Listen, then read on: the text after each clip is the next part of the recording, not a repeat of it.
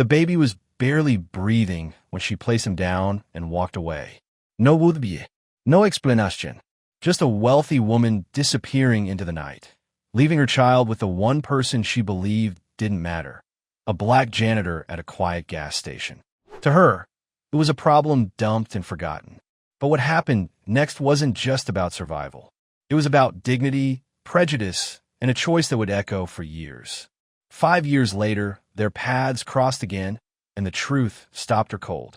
What did she see that made her freeze where she stood? Before that night, his life followed a quiet, predictable rhythm. Every evening ended the same way.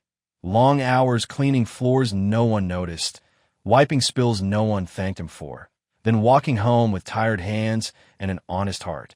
He wasn't invisible to himself, though the world often treated him that way. He believed in showing up, doing the work, and keeping his head down. That belief had kept him steady through years of being overlooked, underestimated, and judged before a single word was spoken. The gas station was just another stop on his route. Fluorescent lights buzzed overhead, cars came and went, and the night air smelled of fuel and dust. Nothing about it felt important. It was a place people passed through, not a place where lives changed. He was thinking about nothing more than finishing his shift and heading home when something caught his attention.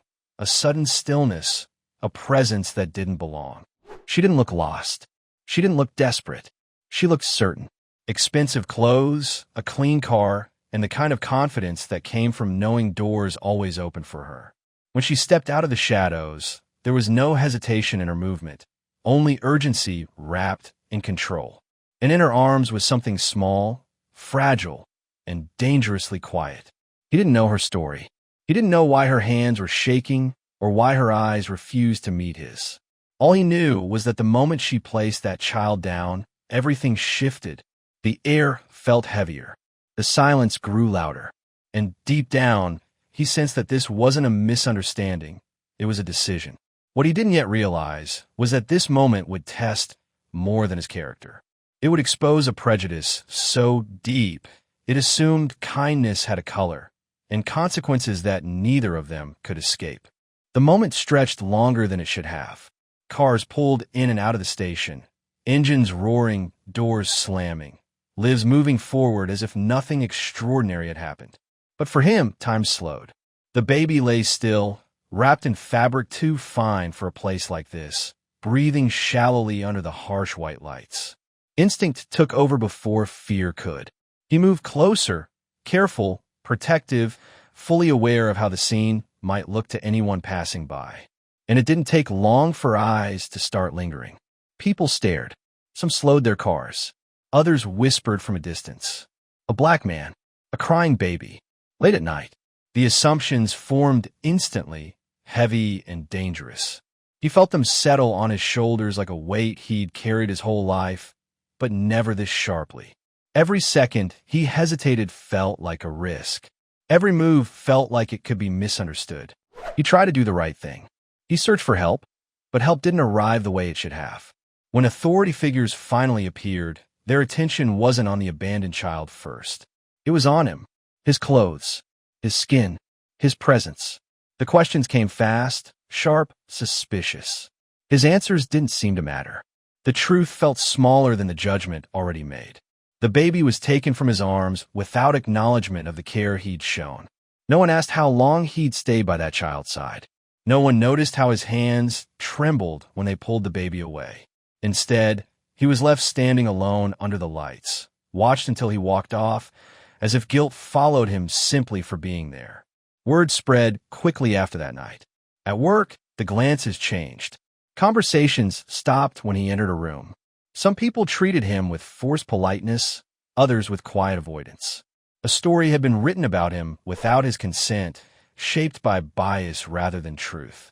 And no matter how hard he worked, no matter how carefully he lived, he could feel it closing in. Meanwhile, the child's life moved forward somewhere else, shaped by systems that never recorded his sacrifice, his fear, or his compassion. Years passed. The janitor's life remained modest, marked by routine and resilience.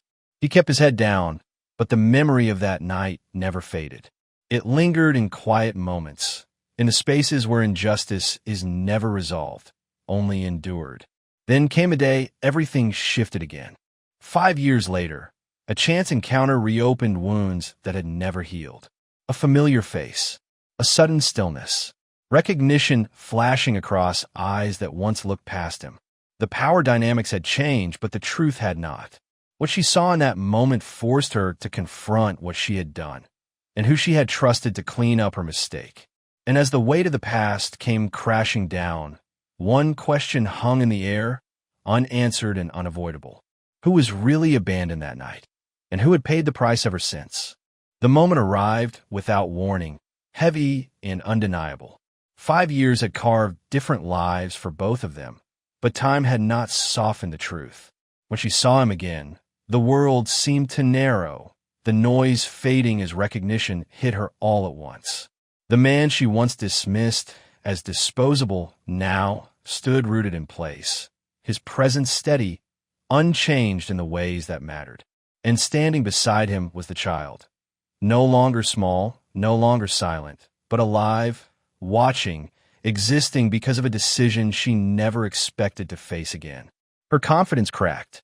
The power she once carried drained from her posture as memories rushed back. Cold pavement, buzzing lights, a choice made without consequence. Only now, consequences stood directly in front of her. The child's eyes carried curiosity, trust, and a history she could never erase. In that instant, the weight of what she had done pressed down on her harder than any judgment ever could. Around them, people noticed the shift, the tension, the sudden imbalance. For once, it wasn't his skin being evaluated, his worth questioned, his intentions doubted. It was hers. The realization struck with brutal clarity. The man she assumed would disappear had become the reason this child had a future. The one she believed society would never protect was the only one who had. He didn't need to say anything. His silence carried everything. Fear endured, dignity preserved, injustice swallowed without recognition. The contrast was unbearable.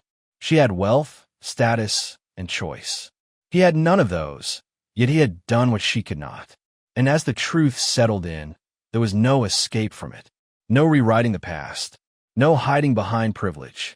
Because standing there, face to face with the life she abandoned, she understood something far more terrifying than regret. The story didn't end the night she walked away.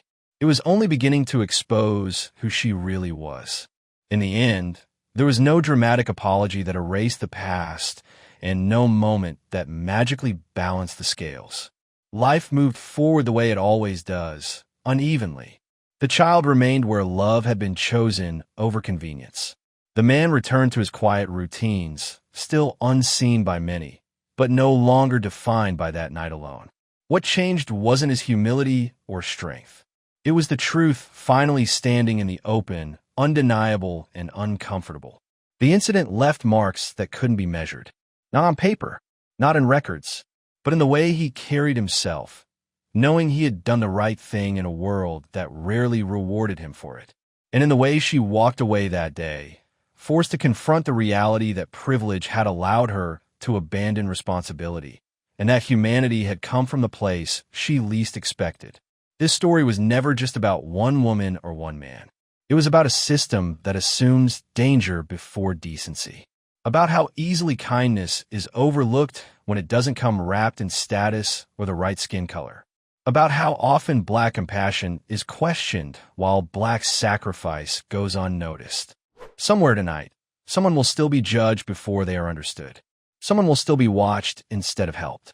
Someone will still be trusted less, simply for existing.